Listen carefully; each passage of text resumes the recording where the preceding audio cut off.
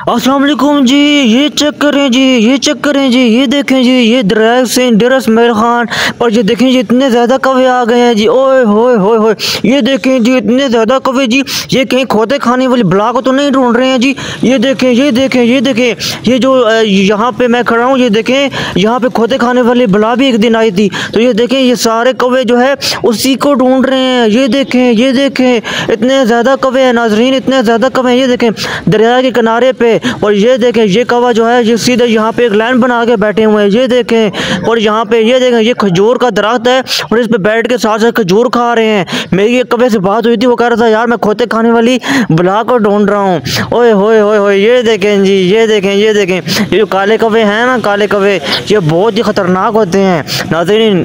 ये आपको डरस मेल खान में हर जगह पे नज़र नहीं आएंगे, वहाँ नज़र आएंगे जहाँ पे सिर्फ खोते खाने वाली बला होगी। जी हाँ, ये देखें, ये देखें, ये देखें, क्या आपने ऐसे कौवे इससे पहले कभी देखे हैं? ये देखें डरस मेल खान पे जो है इस तरह के कौवे आपको देखने को मिल रहे हैं। सिर्फ और सिर्फ यहाँ पे जो खोते खाने वाली बला है वो होती है। ये देखें यहाँ पे खूबसूरत नज़ारा भी आपको मिलेगा। ये देखें खूबसूरत नज़ारा करें और साथ में कौवों का नज़ारा भी करें।